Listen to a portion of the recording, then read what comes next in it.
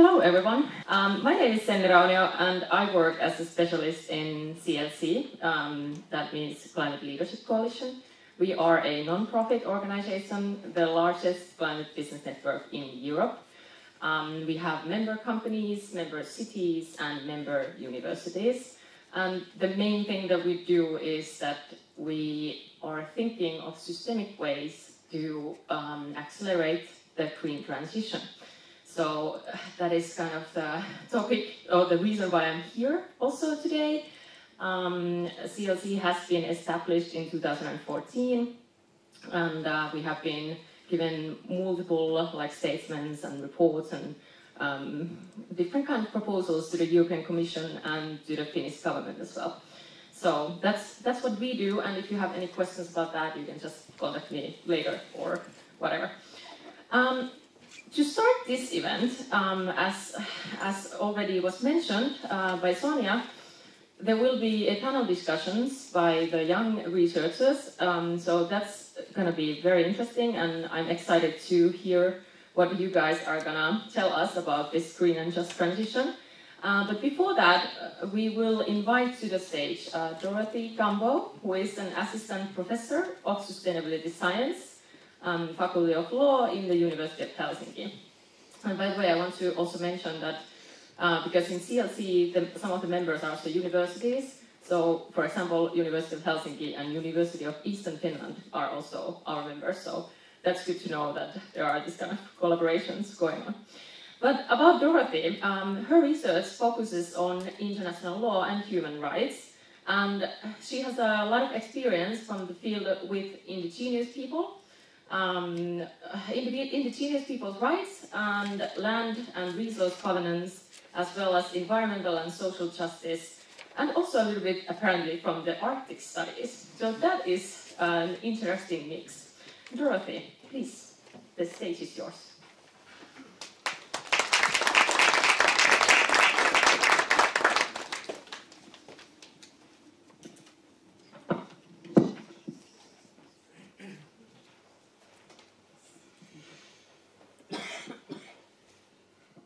So good late afternoon, everyone.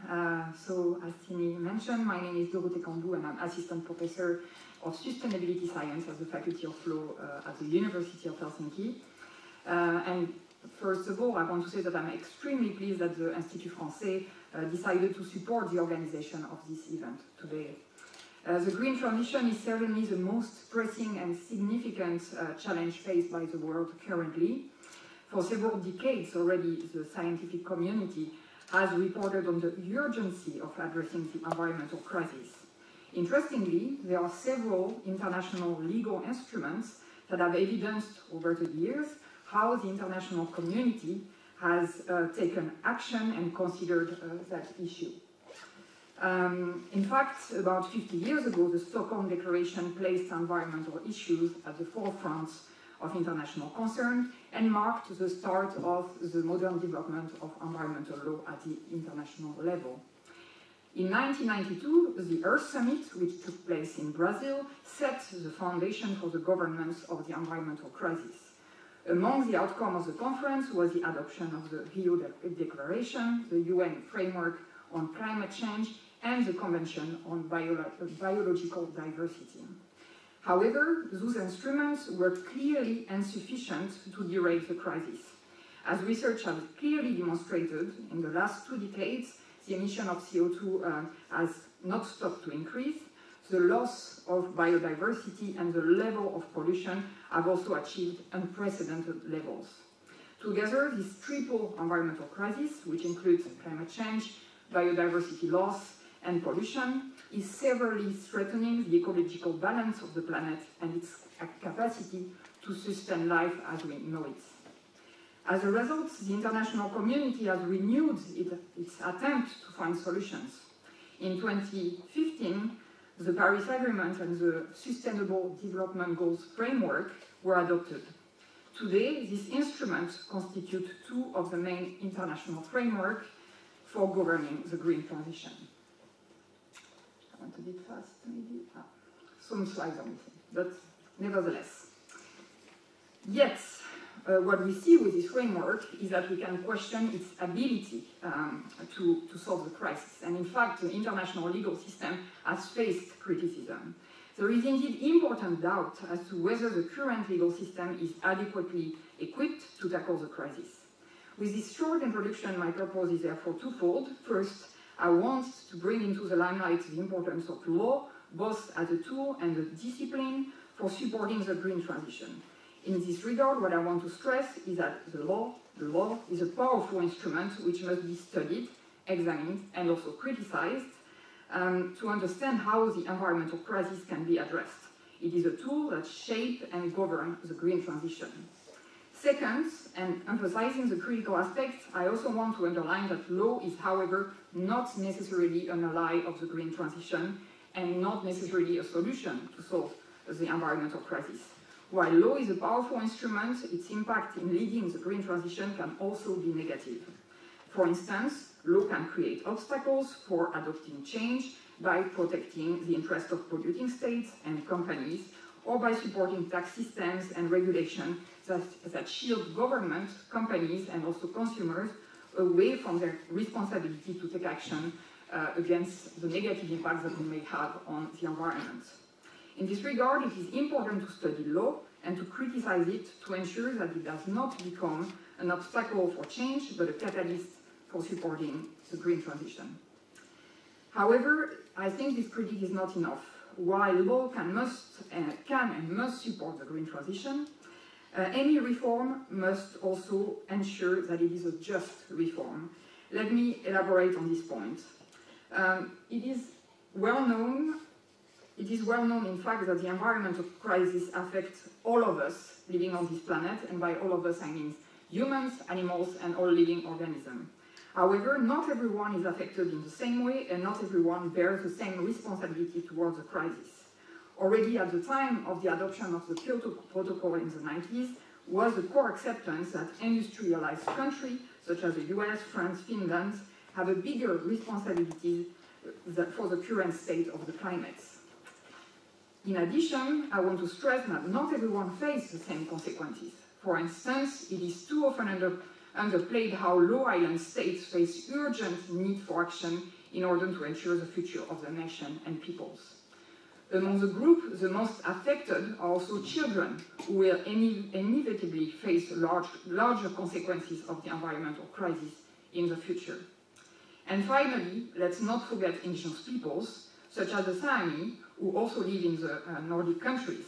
Indigenous peoples have contributed the least to climate change, and yet are among the greatest victims of the environmental crisis.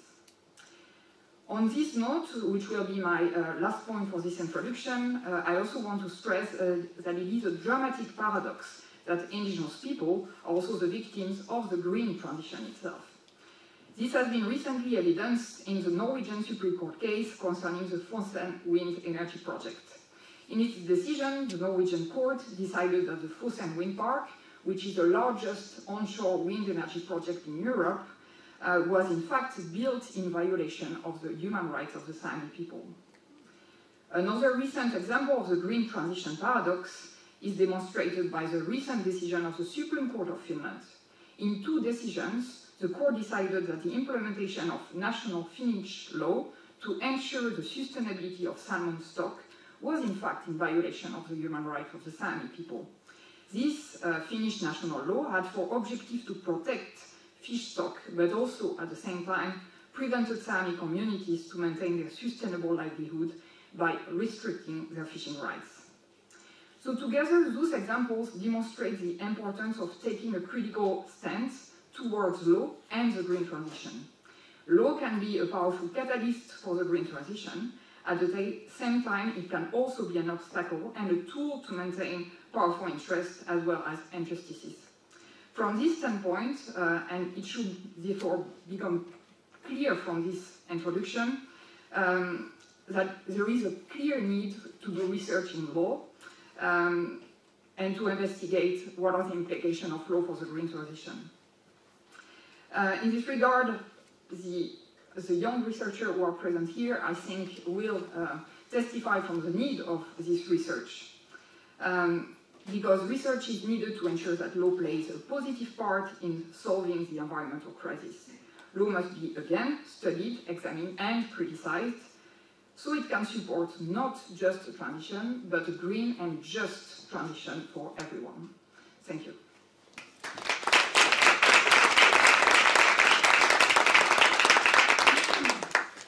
Thank you, Dorothy. Great. There were a lot of good points there. From our experience, I can say that very often when we work with, for example, renewable energy companies, they say that the greatest obstacles for them to get more permits are actually in the policies and in the regulations. So there are still a lot of work to be done. So good points, Dorothy. Thank you. Next, I would like to invite our panelists to the stage. So just please join. And while you do that, I will tell you to the audience that all of them are from the University of Eastern Finland, from the law school, specifically from the Center for Climate Change, Energy and Environmental Law, SEAL, they say, apparently. This is a very unique center. It actually it combines activities in areas of climate change, energy, natural resources and environmental law. And it was established in 2013, so it's quite old already. This is something that isn't anywhere else in the universities in Finland, if I'm understood correctly. So we are excited to hear about your experiences from there. Let's go through each of you first with little introduction points. We will start from far end from there, with Francesco. So Francesco Veneti has a PhD project that focuses on the legal feasibility of implementing urban nature-based solutions across European cities. So, Francesco, why did you actually choose the cities? Is there something behind there that was particularly interesting to you?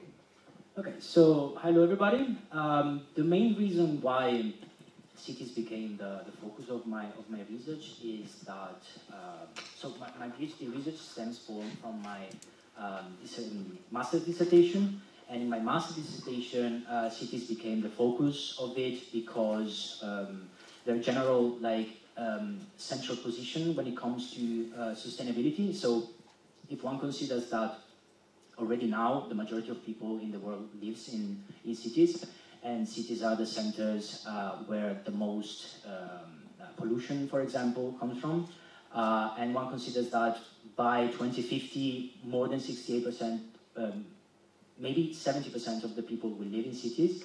One understands that, yeah, they're the main player when it comes to transition towards sustainability.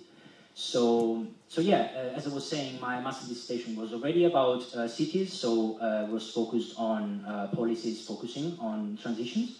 And then I started researching on nature-based solutions, as they are one of the hot topics, let's say, in urban sustainability. And yeah, so that is the main reason, basically. So then I applied for a PhD, and I got accepted here. I was very excited, as the Nordics are very good at researching the environment field. And yeah, so I'm very happy to be here, actually. Nice.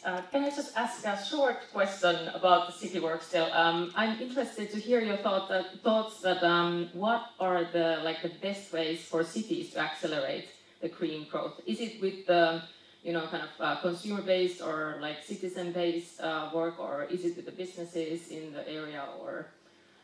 Okay, that's one of the million-dollar questions that are out there. So I would say that systemic thinking is one of the main things that needs to be developed. So basically, trying to consider cities as a whole organism, so not only just a bunch of infrastructure, not even like a bunch of people living in the same place, but trying to implement policies that take into consideration not only the environment, but the environment and the people, and how people treat the environment. So of course, a citizen-based, or at least policies that reflect the needs and the interests of all the categories of people is, of course, one of the ways to go, let's say. Yeah, great, thank you. Let's just move on down the road with next there is Vilja. So Vilja has a research that focuses on legal methods for enhancing the justness of climate policy. And that focuses on the concept of just transition. So did you actually always think that climate policies are maybe not the most just policies, or where did you actually start this a journey towards this research? I guess my first of all, hi everyone. I guess my my background has been, or my previous research interests have focused on environmental challenges, and when you research environmental challenges, you quite quickly understand that environmental challenges and the way we regulate the environment is a lot of connected to a lot of the social issues that we have as well. The more you research on the environment, the more you understand how interlinked also our social challenges are. So I guess the interest to research just climate policy and what that means came from that realization. So I wouldn't say that I've always known that climate policy is somehow unjust, and I wouldn't say that climate policies necessarily are unjust, but it's that would be weird. But it's relevant to, as Dorothy mentioned, to look at what sort of regulations we put forward and how interlinked environmental regulations are to social issues as well. Yes, I agree. Next in the row there is Sebastian Noel, who is researching about European Union's energy policies and how are they affecting the World Trade Organization's rules. And you have a hot case study topic, at least nowadays, which is hydrogen. Hydrogen is very, very much on the surface right now. How does that how does that affect your research? That it's so common topic right now in the media and so on. All right. So thank you, Sani. Thank you for everyone to join us tonight. So my topic on hydrogen was not my initial research topic when I applied for a PhD. I was initially interested in how trade and environment interrelate from a very broad perspective and from trade, on a more trade perspective. And then my interest moved towards renewable energy technologies such as wind power, solar panels. And after discussing with my supervisor, he got me interested in hydrogen. And when we first had a discussion, I didn't know what hydrogen has to do with energy transition. To me, it was just a chemical element that has no interest.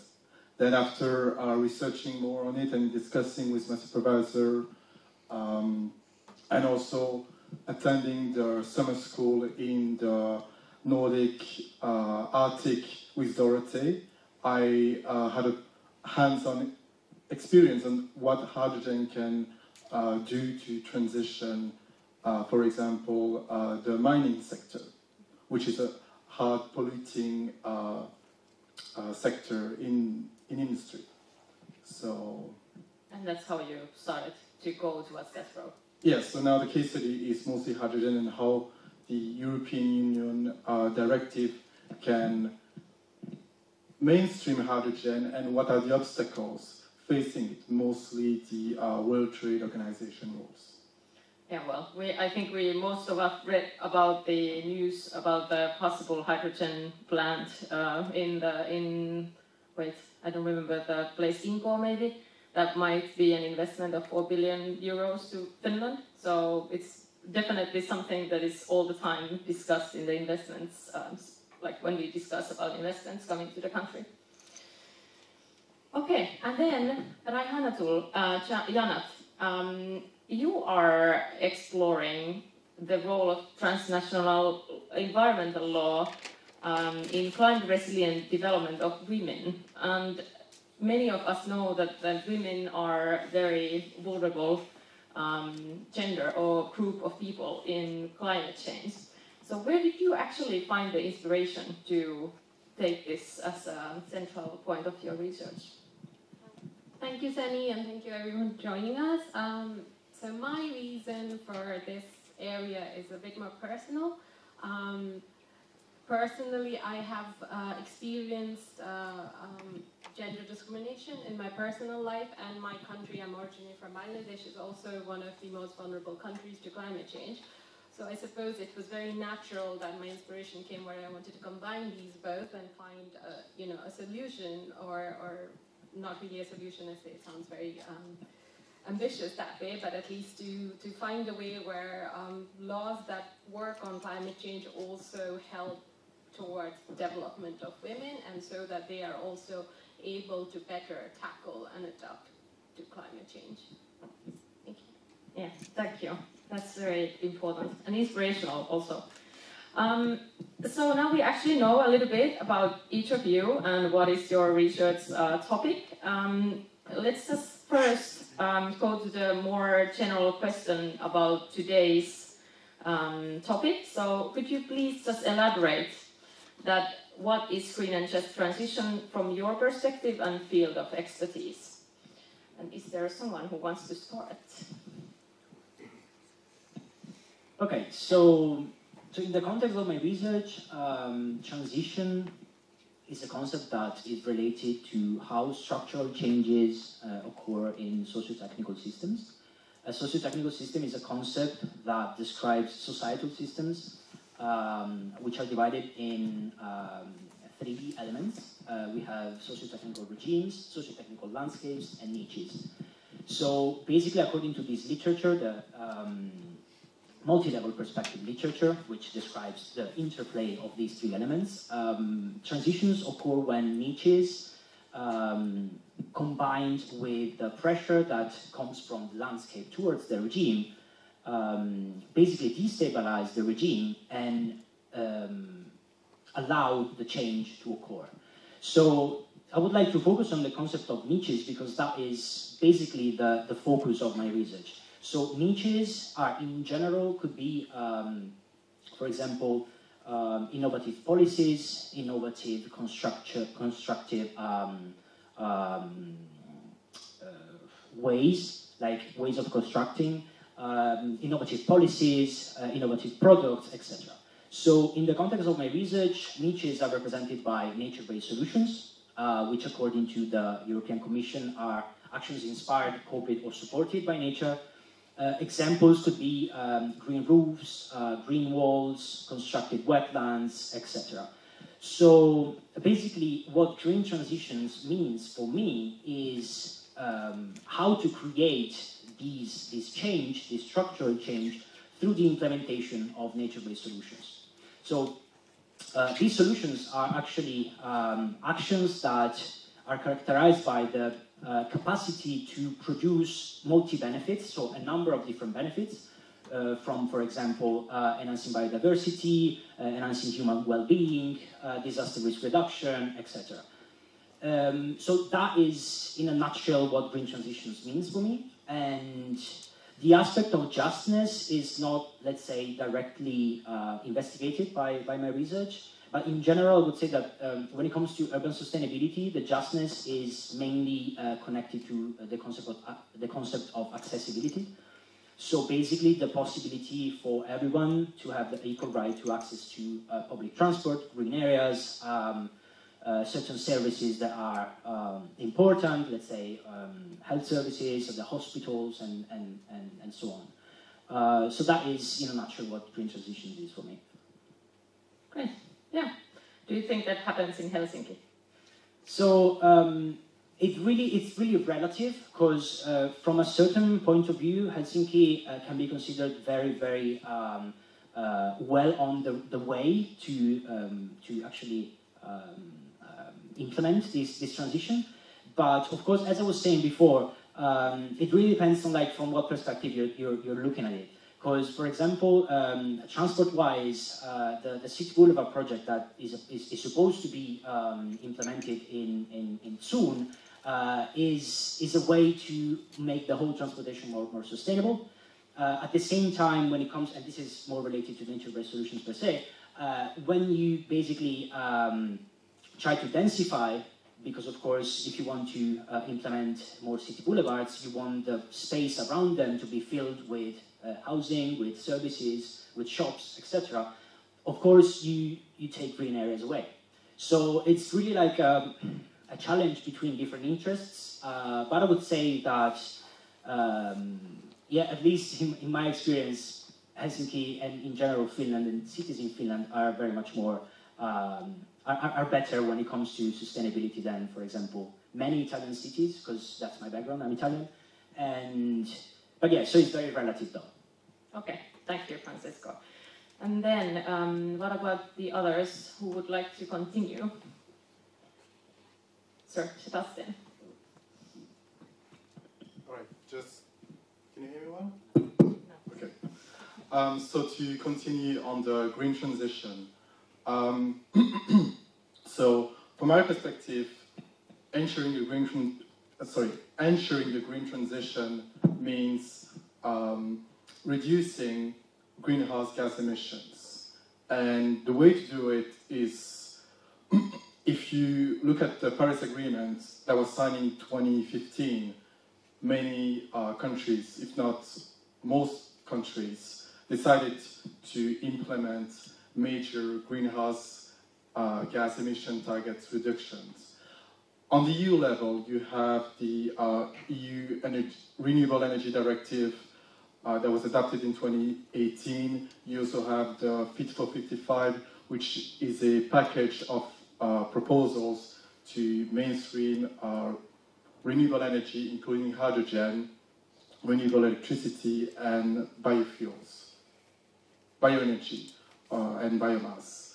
So hydrogen has a potential to decarbonize mostly hard-to-abate economic sectors, such as heavy industry and transport. Heavy industry comprise, for example, petroleum refineries, but also chemicals, methanol and ammonia, and also iron and steel making industries. In transport, hydrogen will have a value in, for example, maritime transport, so ocean, seagoing transport, but also aviation and long-haul road transport,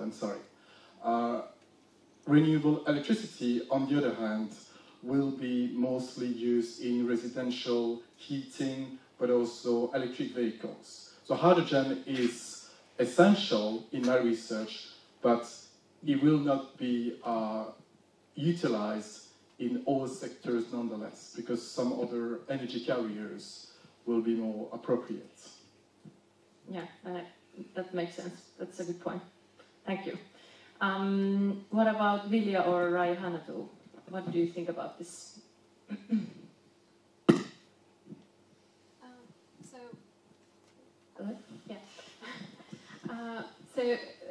As Francesco and Sebastian, from their perspectives, have talked about green transition. On a general level, my research doesn't really focus on it per se, but what I understand is, regardless of the specific areas, it's going towards a more sustainable paradigm that's kind of focused on development and peace, so a better kind of living for all of us.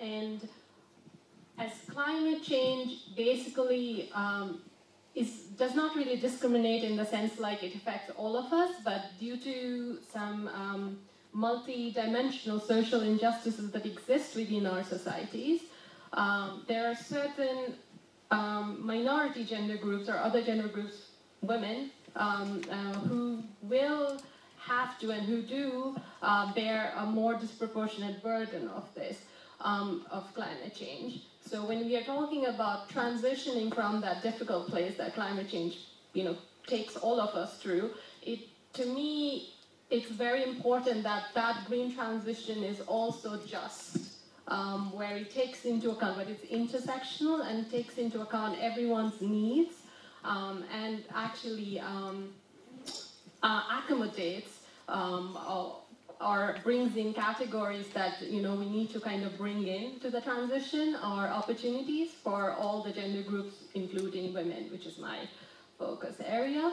And as such, I think what it really means for me is it's an ongoing process where basically we bring in policy measures that put these minority gender groups and women into a leadership position for policy and decision making, where they have a say as to how these green transition, whatever the solutions is developed. So they have a say, and they can participate in it, basically.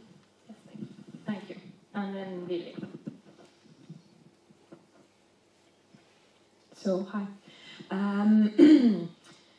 So just transition is actually kind of at the core of my research, but instead of having a certain perception of what just transition means, I'm instead looking at how just transition is used in different legal contexts. So as the previous panelist and Dorothy has mentioned, have kind of illustrated, just transition has become a rather popular policy concept during the past few years. And but in addition to being a really popular policy concept, it's also been increasingly introduced in different legal documents. So, for example, it's been included in the Paris Agreement, so in international climate law, but it's also been, or kind of gained a prominent position in EU climate policy making, and it's also mentioned in the EU's recent climate law from 2021. And then it's also a concept that is increasingly included in national and subnational climate laws. I guess Scotland was the first subnational climate law to mention a just transition, and then later other countries have followed.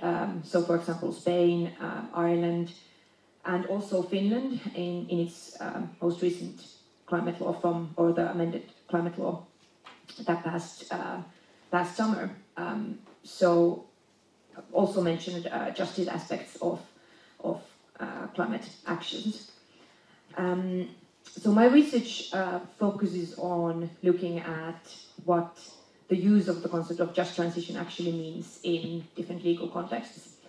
And questions that I'm interested in are what sort of justice dimensions are highlighted by the legal use of just transition, what sort of responsibilities does the concept create, and how it kind of operates at different levels of legal regulation, so starting from international law and regional law to the national level. Yeah, thank you. It is indeed in many of the policies nowadays, and in COP27, the countries started this like a justice fund for the countries, developing countries, to actually fund mitigation in the developing countries. But there are still many questions that how is that actually going to be done, and who is going to invest, and how much, and these kind of essential, quite difficult questions are still waiting for the answers. I think, Raihanatu, you said very well that this is necessary because it means better life for all of us. Is there anything else? Why do you think that the green and just transition is necessary? Yes. So basically, it's not only just about the future, it's also about like how we look into it in the present. So it has its foot on both of those. So yes. Yes, thank you. What about you, the other three? Why do you think that this transition in a green and just way is necessary? Well, there are, I would say, almost endless examples of what the climate is already and what kind of consequences climate change is bringing to the world. And so I would say that considering nature-based solutions, the fact that they, as I was saying before, can actually address many issues connected to climate change would allow, like a wider implementation of these solutions would allow us to stay within planetary boundaries, which are basically ecological concepts that are related to thresholds that, whenever they are passed, it means that the change is cannot be turned back. So staying within those boundaries is actually necessary if we want to hope that at some point in the future we can manage climate and the environment. Otherwise, it's done. Good point. And then Vilja, or? Yeah, I can kind of follow up on that and kind of move to the justness of the transition. So kind of, I guess, as has already been mentioned, climate change and other ecological crises affect different regions and different social groups in different ways that are often kind of due to different socioeconomic concerns and so on. But then, as Dorothy has pointed out in the introduction, it's not only that the ecological crises kind of have different impacts on different social groups and regions, but it's also the measures that we're trying to implement to somehow mitigate climate change, for example. And I guess that kind of has led to a lot of actors then advocating for a just transition that would somehow incorporate not only the ecological concerns but also the societal concerns at the same time. Thank you. Sebastian, do you want to comment on this? All right. I think you have to wait a little bit. Yes. Yeah. So on the necessity question, so from my perspective on green transition, I think it is necessary to reduce greenhouse gas emission and the hard to abate sectors that I mentioned earlier, so heavy industry and heavy transport, currently use commercial standard fuels such as diesel, petroleum gas, LNG, but also natural gas. And everyone in this room, I guess, know that those fossil fuels emit tremendously and has an impact on the ozone layer. So my research led me to at least conclude that hydrogen and other alternatives such as electricity and bioenergy displace those commercial fuels. And hydrogen itself has the most promising potential because in its point of use, hydrogen hardly emits greenhouse gas emissions. So it could be a great solution as to why it is necessary the green transition is necessary. Yeah, can I ask one following question Sure. about that from you? Just what do you think, like, based on everything you have researched, what do you think is the timeline for this transition when it comes to hydrogen, for example? So the timeline is threefold. So we are currently in the first stage, which begin in 2020 until 2025, and the ambition is to streamline 6 gigawatts of hydrogen from electrolyzers. So this will be green hydrogen, so hydrogen from renewable sources, either solar power or wind power. Then you have the second phase from 2025 till 2030.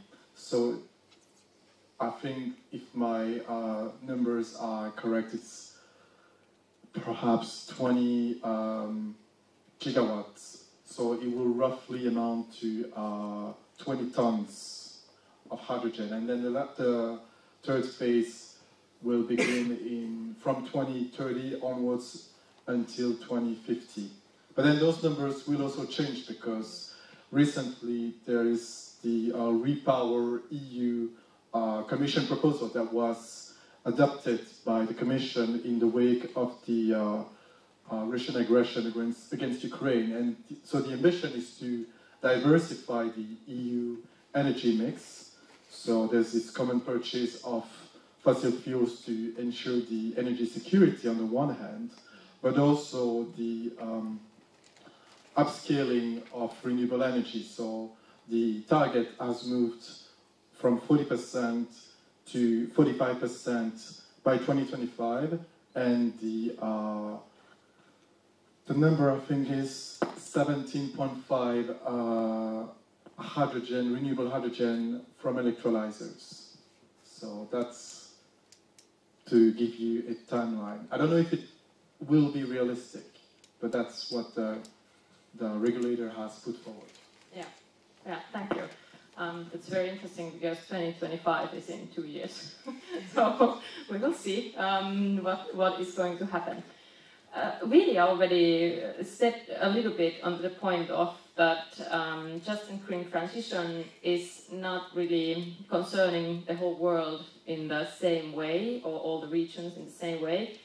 I would like to discuss this a little bit with you, that how do you think it's perceived in different areas in the world?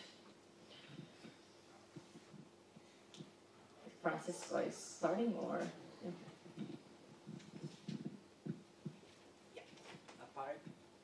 Apparently, I'm gonna answer first. Okay, so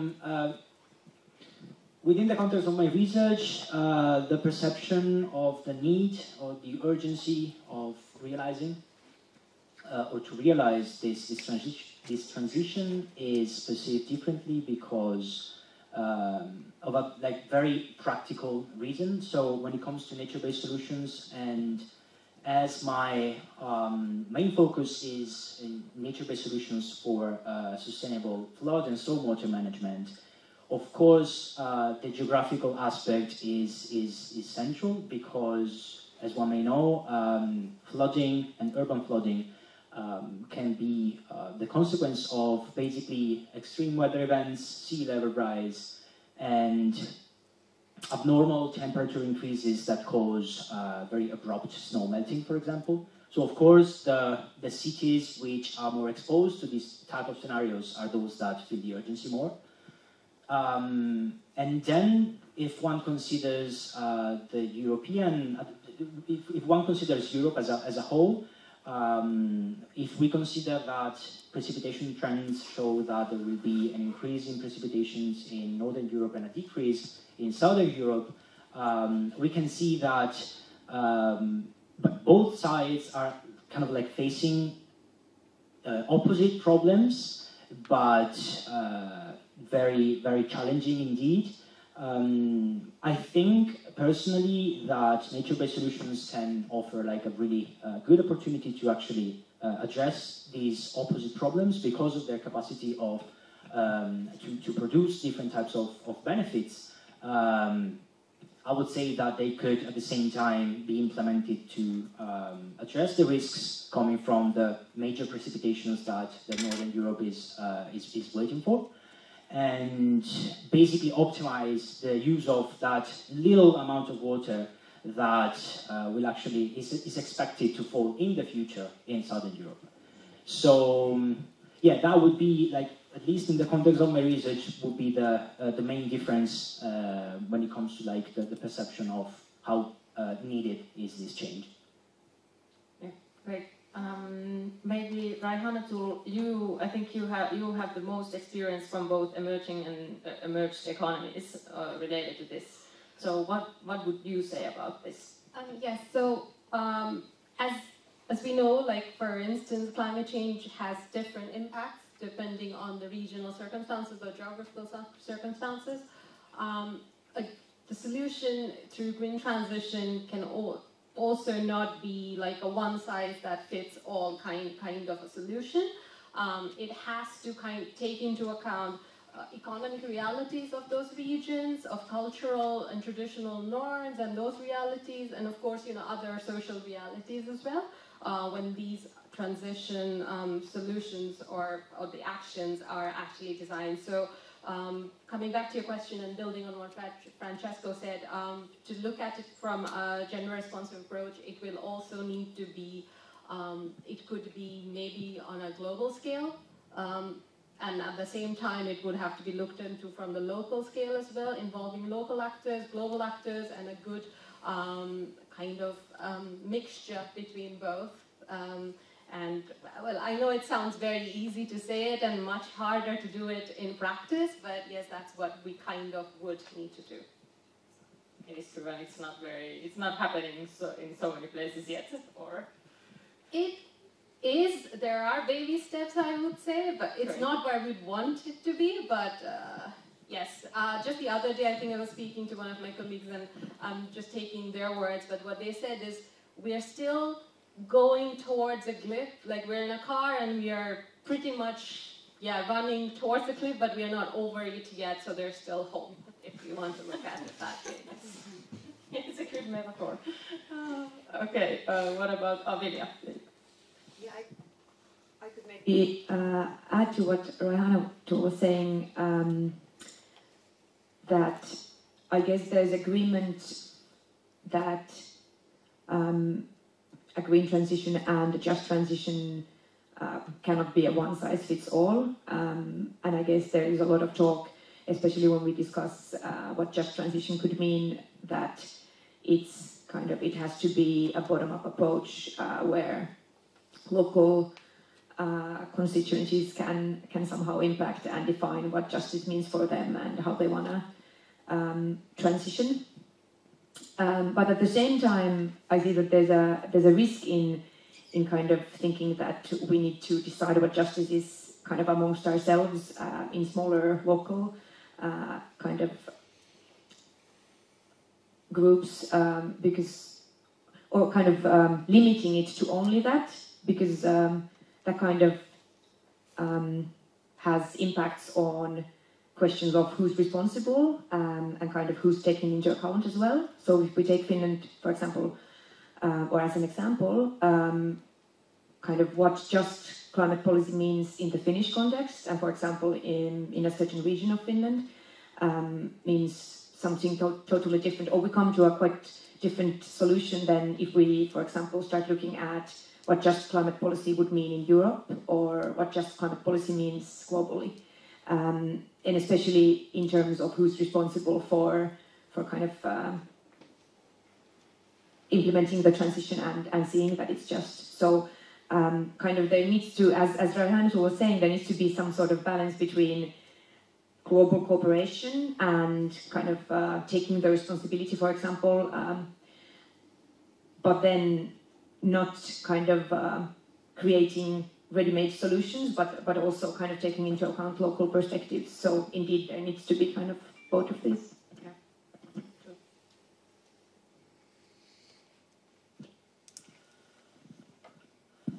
Okay. So to answer your question and to build on what the other panelists have said already, so climate change affects all regions, although differently, but all regions. If you remember the floodings that occurred in many European countries a year or 2 years ago, but also the drought in Southern Europe. This is a clear example.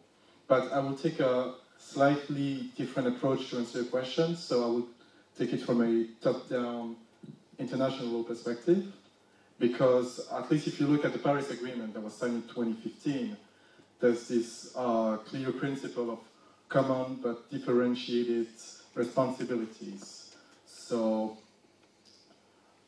in implementing the carbon neutrality, the state parties to the Paris Agreement have agreed to implement nationally determined conditions. So these represent the highest ambition to mitigate and to well, to mitigate climate change. So if you look at developed countries, so mostly the Western world, their obligation is to implement an economy-wide emission reduction targets, whereas developing countries have a slighter, let's say, robust obligation. So they have to enhance their mitigation efforts in order to reach that economy-wide emission reduction targets. And also what I found out recently, if you look at some regions which would be considered, let's say, developing, so for example China, or the OPEC, so the Organization of Petroleum Exporting Countries. So these would be considered developing countries according to the UN statistics. They are also involved in the green and just transition, but some of their implementation targets regarding hydrogen would be to produce hydrogen from fossil fuels using the carbon capture and storage or utilization technologies. And they may not necessarily focus on renewable hydrogen, which would be the most optimal way to produce this fuel. So these are two examples of how, for example, European Union will, and the United States or other Western countries will focus on green hydrogen, but also developing countries. But some of the countries, regarding their interests and their economic resources, and taking into account their economic development, will have a different approach to implementing the green transition. Yeah, very good points. Excellent, thank you. And then let's go more towards challenges that we are facing. So what are them, and is there anything specific that you would like to mention that is like slowing down this transition, or it's preventing it from happening in a just way, or something else that you would like to rise up from the challenges part? So it's when I look at it from a gender responsive approach of even the challenges to just transition, I think it's very easy to just kind of limit it to say that it's all the challenges stem from the social and political inequalities that exist within societies, and that limits women and other minority genders' participation in governance process for developing these solutions, just transition solutions. But on a deeper level, I actually have a list here, but I mean, I'll tell you that these are just what I think. Of course, this is no way, exhaustive, but it can be. For instance, it is that in many societies, for many of us, gender dictates our roles and our responsibilities and the vulnerabilities that we experience, through our development process, even as a human being, from our childhood to adulthood. So when gender kind of dictates that certain groups will have more prominent roles as opposed to others, that's a challenge that already existing from the dawn of mankind. Then there is, of course, based as a product of these social norms, which are discriminatory towards certain genders already, that kind of gives rise to inadequate legal frameworks or legal protection, political protection for these certain gender groups. And then, even then, when there are certain policies in all of the societies over the world which are talking about more gender responsive approach, it is sometimes possible that these policies are very gender specific, so it's not intersectional, not looking into everyone within a gender group. And then it can also be very gender prescribing, which is again not lacking the intersectionality in it.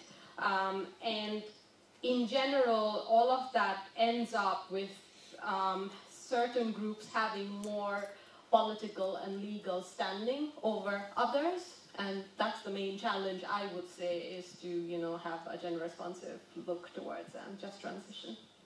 Yeah, even though you say just quite modestly that this is just your list, I kind of agree with all of what you just said. So it's a good list, I think. What about the others? What do you think about the challenges? Okay, so what are the challenges? I listed 4 main challenges from the green transition. So the first one would be the lack of renewable energy infrastructure and capacity to implement the overambitious European Union hydrogen strategy.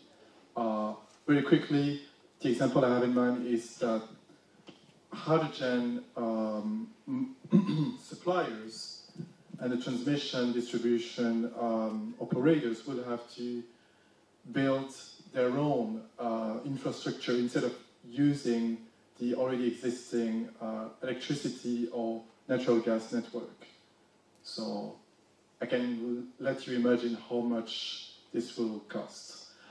Then there's also the trade disputes regarding the rare earth materials. So rare earth materials, for example, comprise nickel, cobalt, lithium, which are essential to renewable energy technology,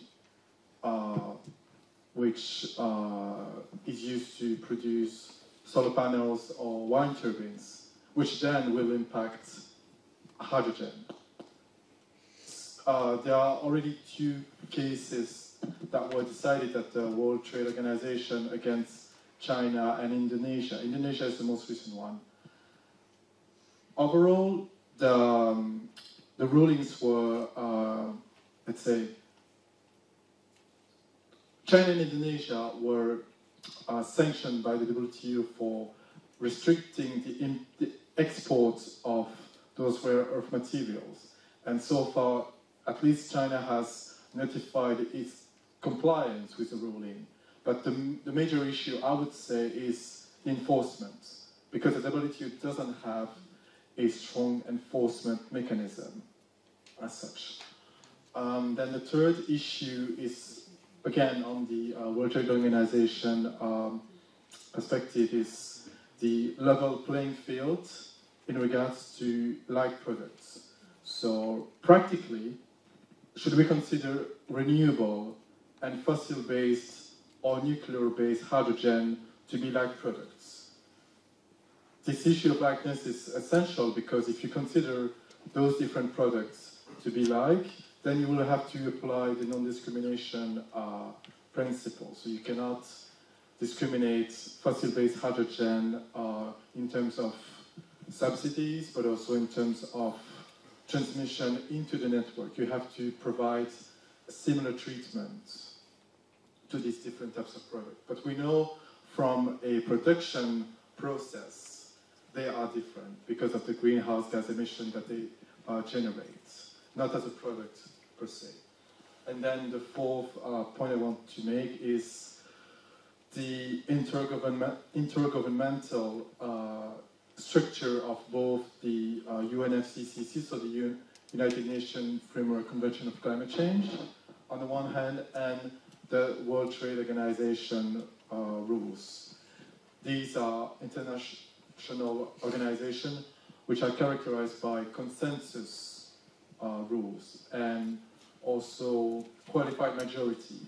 And the membership is quite, I mean, the UNFCCC and the WTO more or less comprise all countries. So finding a common agreement, such as the Paris Agreement, or reforming the WTO rules to mainstream more trade and environment-friendly either agreements or decision is quite a challenge.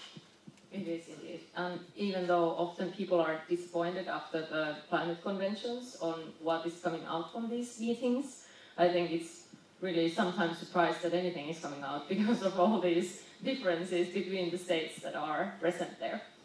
Thank you. What about Francisco? Okay. Yeah, so if we agree on considering flood and stormwater management and therefore enhancing urban resilience as one of the main elements that is able to accelerate this transition. Of course, I would say from my perspective that there are so far too limited and scattered implementation of nature-based solutions is the main challenge, or is the main obstacle, I would say.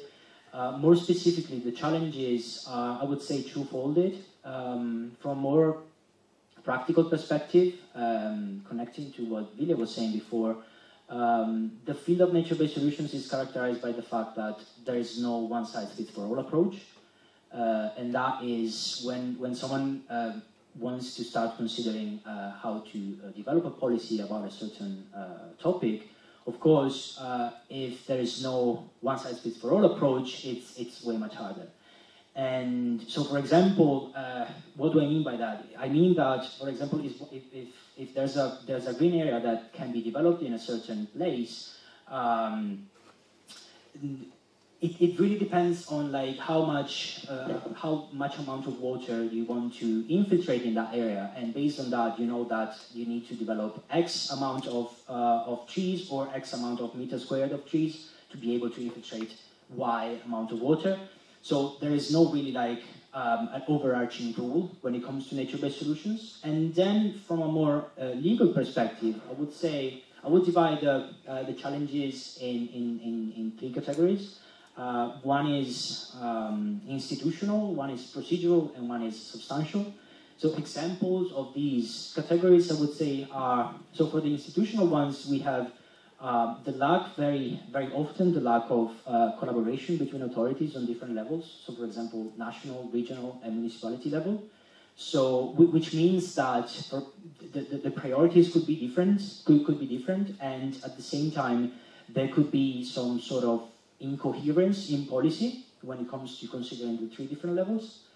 When it comes to the procedural dimension, going back to what we were saying at the beginning, the lack of mechanisms that allow for the participation of the citizens, for example, or local groups in general. And then substantially, when it comes to the substantial dimension, we have very often the existence of private property rights that actually represent an obstacle to a certain public project that is supposed to enhance the sustainability of a certain area, or the lack of guidance on nature-based solutions. So yeah, like one can see that there are many different perspectives, or there are many different ways to look at the situation and see problems everywhere. Another point is that it's interesting to see that when you look at the European level, nature-based solutions are mentioned in the strategy, in the new strategy for the adaptation to climate change. They also, for example, are part of, they are the core of one of the sections of the strategy. So there are many like aspirations and objectives. We need to implement these solutions, etc. But then it seems that these aspirations and objectives are not translated at the national level, because very often there are no references whatsoever to nature-based solutions as such in national legal systems. So yeah, I would say that legalizing nature-based solutions, meaning like considering them formally within laws at the national level, would be, of course, it's easier to say than to do it, of course, but I would say that is the way. Great, very concrete. Thanks. And Vilja. Okay, so kind of my approach to this is quite kind of broad somehow. So kind of if we take as a starting point kind of the fact that we've built our societies on an unsustainable basis, that kind of means that if we want to make a green transition that is just, we kind of need to rebuild the whole puzzle of how our societies work. So as you were saying, Senja, I'm not surprised that it's difficult. So that's the first realization maybe. And then, in addition to all these more specific kind of technical or institutional or legal challenges that we have, I think one of the biggest challenges is still kind of a political challenge, like to agree on where we actually want to be heading, and especially if we talk about not only a green transition, because that's kind of, I guess we have some sort of agreement on what we mean with a green transition, but then if we add the justness aspect to it,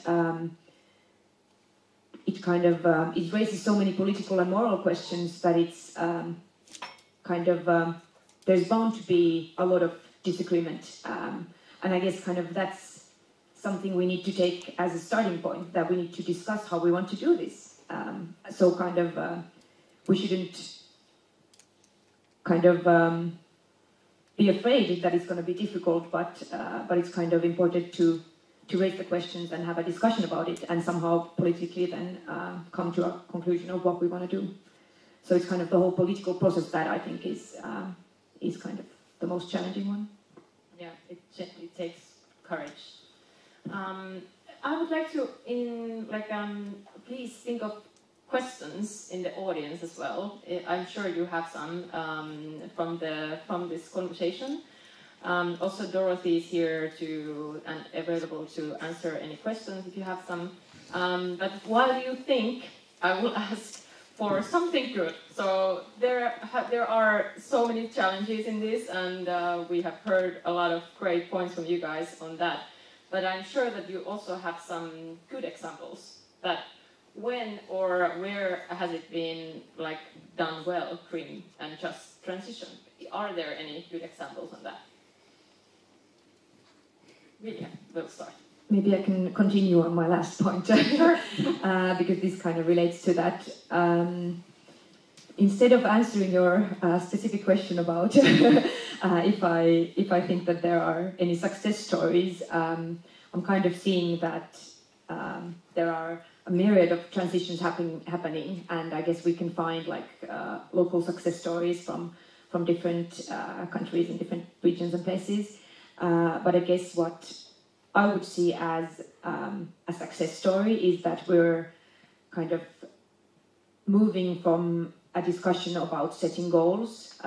So, for example, deciding on the fact that we need to be net zero or have net zero societies, or that we need to kind of enhance the biodiversity, to actually implementing certain actions that would kind of lead us there.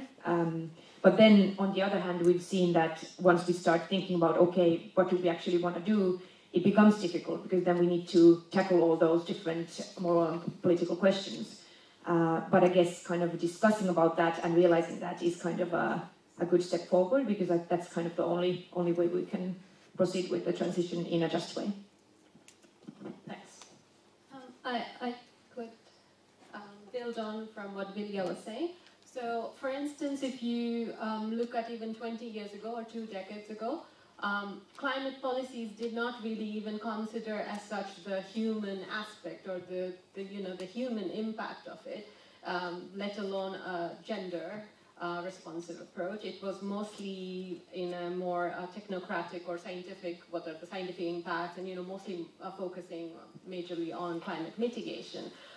So we have come past from that place, where developments within the UNFCCC, as my panelists also talked about, has kind of developed in a way where now gender-responsive approach is one of the cornerstones of developing climate policy. So any climate policies right now has to be gender-responsive, as per law even, through the Paris Agreement. So there is development happening, but it's, at least from the gender perspective, it's such an abstract, ongoing process kind of idea that it's difficult to pinpoint and say that, yes, this is the area where, or this is the region where things have changed. But overall, it is.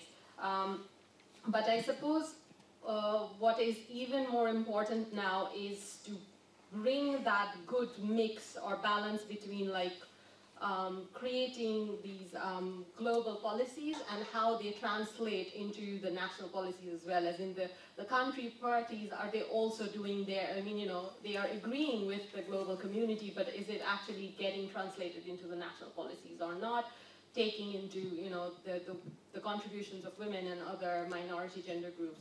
And also what would be, in a way, a development, a shift would be to kind of, in many times, especially if you concern the groups of women, is their contribution to the society, they do have a lot of contribution at the community or household level, which are not considered because they do not have as such an economical value. I mean, you know, I think they're invaluable, but in general, because there's no economic monetary gain towards it maybe, so it's not taken into account. So that can change where, you know, those contributions are also taken into the books as very good, invaluable contribution. And of course, bringing in more women leadership and minority gender leadership and getting better access, both from the global community and the local communities, letting these women voice shine is, you know, the way forward for me,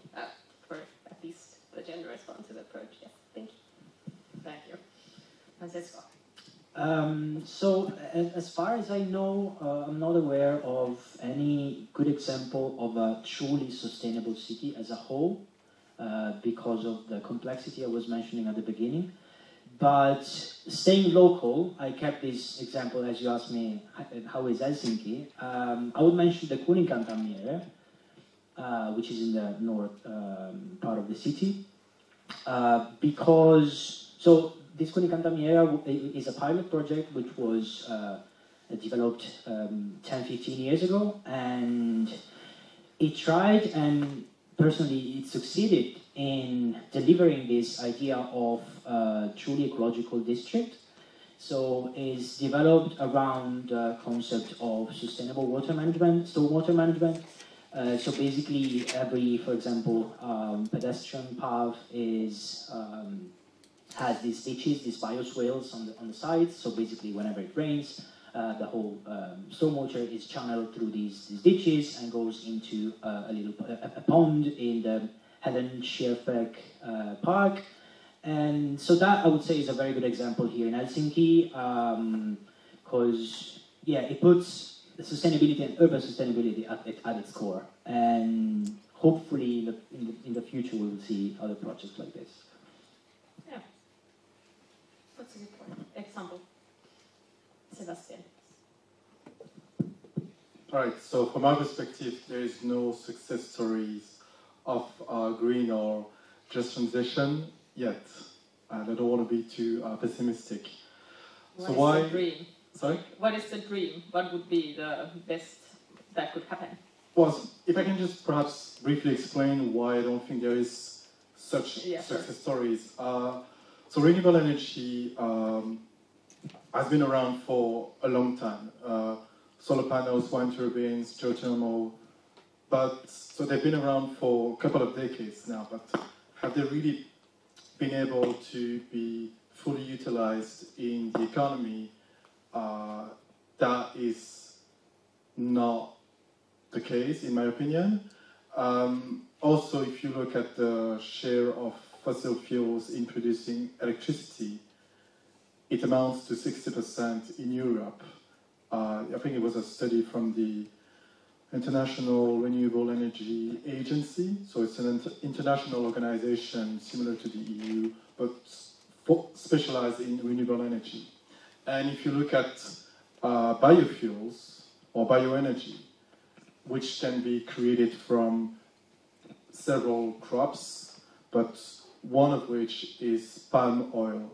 And palm oil, which is produced heavily in many developing countries, entails deforestation, or at least indirect land use change. So you have to rack some of the forests and then build agriculture or at least you have to deforest certain areas for the palm oil to be collected. So but there are also some promising venues. For example, in the European Union, you have now a legislative framework that is being either in place with the Renewable Energy Directive or currently negotiated with the Commission and the Council and the Parliament, so the Fit for 55, which aims to decarbonize aviation, but also maritime transport and heavy industries. So this, we'll see how it implements, but this sounds promising. You also have green hydrogen coalition in other regions in the world, including Latin American and Caribbean countries, and some African countries which were established or agreed at the COP26. So I'm not sure how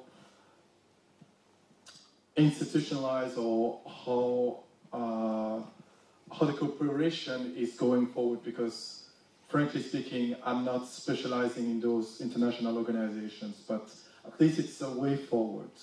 You also have discussion with the Association of Southeast Asian Nations, and some discussion also among OPEC members, but on the blue hydrogen, so hydrogen produced from fossil fuels, but with carbon capture and storage technologies. And finally, you have cooperation with the private sectors. A concrete example will be the hydrogen carbon value chain and green electrification in Finland. So this project will aim to transition the Finnish electricity and hydrogen network to decarbonize its economy. So that's one, hopefully, great concrete example. But you also have certification entities to ensure that hydrogen is sustainably produced. One at the EU level, certified, but you also have national member state level certifying entities. You also have what else? Oh yeah. I also have just to conclude briefly. Sure. I have quite mixed feeling about how this transition will entail in practice. If I can just finish with a concrete example. I went to visit a mine in Sweden, in Kiruna, last summer. So it's in the Swedish Arctic. And it's one of the first mining company, LKAB, which promises to use renewable hydrogen in order to process the iron ore and to get the to process in the ironing process. So displacing coal and using hydrogen. In their implementation plan, they have announced that they will use, I don't remember exactly which gigawatts of renewable energy capacity, so including solar panels and wind turbines, which is already impacting the Sami community living nearby, because this further and further encroaches on their reindeer husbandry territory, or at least some part of their land ownership. So, but they also want to go forward with renewable hydrogen, and this will require tremendous renewable energy capacity, which seems overambitious. And even if they succeed in implementing a green transition in the mining sector and being a leading example for other mining companies or other industries, to what extent will it impact also other stakeholders, such as the indigenous people living nearby? So will this green transition will this green transition be just at the same time? That's all I wanted to say. Excellent example of this, the complexity of this challenge. Okay, now you guys, it's your turn to ask a question. There are at least two. Yeah, we can take both of you, and then you guys just answer quite briefly because we're running out of time, but, but still.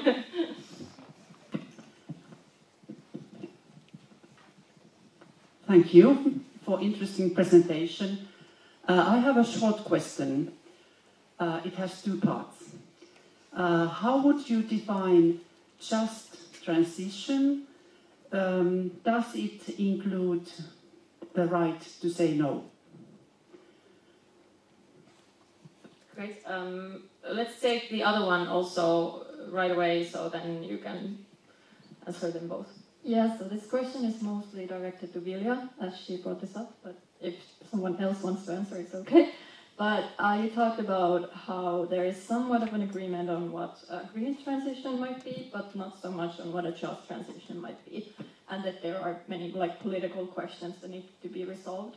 So can you give us an example of this kind of question that should be discussed, or maybe is being already discussed, that is a pressing one, considering what a just transition might be? No, sorry, I know there are very many. You can talk to them also after this, so if you have more questions. It's related to this. Okay, if it's related, then let's take that one. Okay, so the political party True Finns has gained traction within Finns right now, and probably they will gain some more popularity during the next election. So they probably will ask the same question as we already heard about. It's just transition, and I'm wondering, how would you justify it? What kind of arguments would you present to them in order to protect this green and just transition? Okay, so easy short questions then to the end. Okay, maybe I'll try to answer the question that was posed directly to me. I guess it's much about kind of the scope and scale of the justness. So let's say in Finland, for example, we have a new climate law where one of the goals for the law is to guarantee that climate measures are implemented in a just way. But then kind of in the Finnish climate law, they've separated justice into two different categories. So they talk about procedural justice and substantive justice. So in Finland, a just transition would then, at least at the moment, include kind of the thought that everyone needs to have a say in how the transition is managed and be able to participate in the decision-making processes. But then the substantive part would be about, for example, how different regions and social groups are then impacted by the decisions that are made. But then, so that's kind of somehow straightforward. We have some categories for what justice can mean. But then when it comes to looking at substantive measures that can be taken to guarantee, for example, the justness of certain actions, we can see that the ongoing debates about compensating for the electric bills is a good example, that people have different opinions of who should be compensated, how much, and how it should be best done. And this is still in the context of Finland. If we then look at EU or even global questions, we come to kind of different questions about loss and damage, for example, and so on. But yeah, so these, as a short answer, maybe someone else wants to go. Yeah, chime in.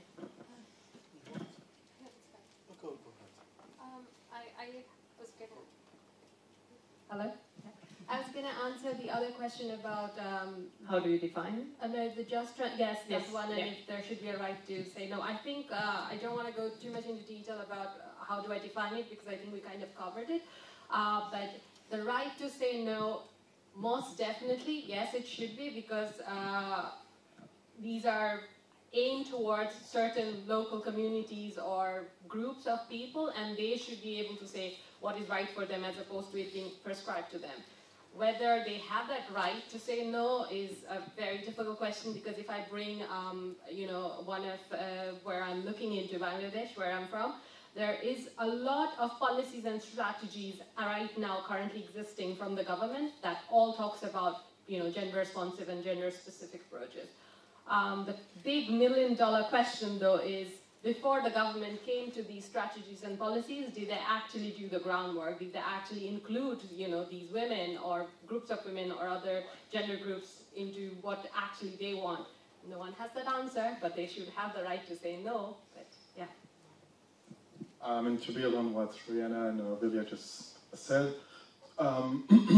so I don't think there's any commonly agreed definition on green and just transition, at least in an international convention that would be binding on countries.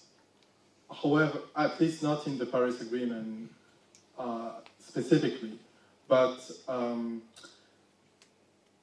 the answer, or at least the right to say no, would be conceivable if you, for example, look at some international convention defending or protecting certain parties, such as indigenous peoples' rights. However, these conventions have to be accepted and ratified by certain countries. And for example, Sweden and Finland, if I'm not mistaken, or Norway, haven't ratified this convention. So the Sami people have no rights stemming from those conventions, but you have other instruments, at least on the European level. For example, the European Charter of Human Rights.